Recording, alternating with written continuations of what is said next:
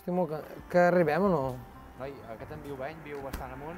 Mira, ens està saludant, eh? En Jordi Viubeny, poeta, historiador, sobretot conegut per defensar la catalanitat de Colom i per analitzar la censura de la història. Em teniu cara al sol a la vigília de l'11 de setembre, que ja és greu, això. Un dels mares... Cara al sol em teniu. Estic fent un speaker, Jordi, què tal? Com va tot? He vingut aquí caminant. Bé, a partir dels fets d'Arenys i de l'esprit d'Arenys i de les consultes d'Arenys, això ha canviat una mica. I molta gent dius, d'on ets tu? Diu, d'Arenys. Diu, d'Arenys de Munt. Diu, no, d'Arenys de Mar. La gent trucava a l'Ajuntament d'Arenys per dir que no fessin o que fessin les consultes d'Arenys de Munt. I sortia en Ramon Vinyes, allà, i l'Ajuntament d'Arenys de Mar els implicaven en el referèndum. I ells, esclar, això no ho podien tolerar perquè d'Arenys només n'hi ha un. I és Arenys de Munt. Com us vau conèixer? Ara, jo crec que jo vaig conèixer com a poeta a través d'un llibre del Quadern de la Font del Cargol, que deu ser, si no és el teu primer llibre, deu ser Sí, el primer. El primer, i després el diccionari pornogràfic i l'assaig d'en Papasseig, són els tres. Quan ja ens coneixíem, ja és allò que quan coneixes algú te'l trobes a tot arreu, diguem, no? I el recordo, tinc una imatge que m'acompanya sempre a la Universitat Catalana d'Estiu, la primera vegada que ens vam veure, que estàvem menjant en una self-service que hi havia, parlo de potser fa 14 o 15 anys, o 16, no? I venia en Jordi i ens va començar a parlar de la catalanitat de Colom, no? Vull dir, però ell anava amb la safata, que sortia d'agafar el menjar, i us ho explico, nosaltres estàvem menjant, vas començar a parlar-nos amb el teu to hipnòtic, perquè quan poses a parlar d'això ens hipnotitzes. Hòstia, doncs utilitzarem les dones. I al cap de, no sé, Vols dir parles de Colom?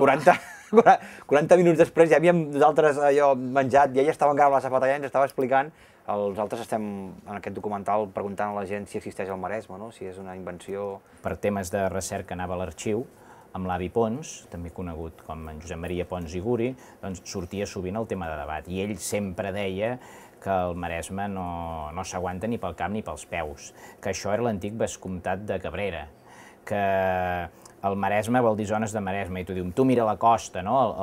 L'Arenys Juntès, entre Penya-segats, entre el Calvari i entre el mal temps, o sigui, entre el cementiri i el port. El port està fet, si aneu per la carretera per anar a Canet, van haver de tallar la penya. Ell deia que el Maresme s'acabava a Arenys, el Maresme arribava a Caldetes, i a partir de Caldetes cap amunt això ja havia de ser la selva o la marina de la selva. A mi, si el Maresme, l'Alt Maresme, el Baix Maresme, tu segur que te'n recordaràs, tu no ho sé, però tu segur sí, que fa 20 anys, Alt Maresme, Baix Maresme, Alt Maresme, Baix Maresme, i feien molta incís amb això, no? També és una manera de dir que sí, que existeix el Maresme, però que existeix com dues maneres de ser del Maresme, no? Què creus que pot generar una certa identitat maresmenca, si és que es pot generar? Home, el que hauria de fer una certa identitat maresmenca doncs és la dinàmica comarcal. S'haurien de crear hàbits, no? Per exemple, que hi hagi un Consell Comarcal ja crea un hàbit, però és un hàbit només de trobada política. Si després no sabem crear unes polítiques comarcals, no té sentit. Jo segurament hi hauria d'haver una televisió comarcal i faria molt, però no una televisió comarcal antropològica, una televisió comarcal de qualitat, on puguem explicar el món i la comarca alhora, però des d'una perspectiva comarcal. Una col·lecció de llibres, o de poesia, o de pensament, o no sé què, a nivell comarcal. Una sala on els diversos grups del Maresme, tots passessin, per molts grups de música, per aquella sala. Una sala d'exposicions on tots els pintors, escultors, i tothom que tingués obra creativa diversa que es pogués exposar en una sala, passessin per aquesta sala. Això ho ha creat el Consell Comarcal? No. Doncs el Consell Comarcal no és un Consell Comarcal, però s'ha de fer política comarcal, i la política comarcal no és parlar de la comarca, és crear mecanismes perquè la comarca sigui un ens viu, un ens necessari, un ens nodridor, no? I que t'ajudi a tu a tirar endavant a nivell econòmic i a nivell vital.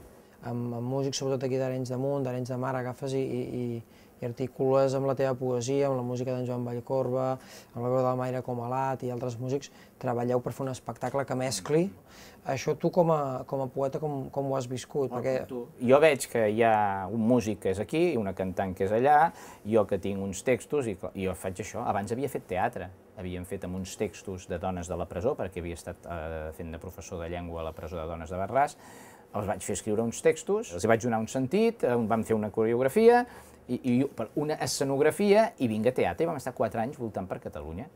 Però avui dia jo trobo que s'ha institucionalitzat molt la comarca, però ha perdut aquests aspectes tan vius, vitals, actius, de convivència, de generació espontània, tot això ho hem perdut. Això seria una mica treballar des del local, però pensant en l'universal també. El local és universal perquè l'univers, sense el món local, no existiria. O sigui, el món existeix perquè hi ha la riera d'Arenys de Munt.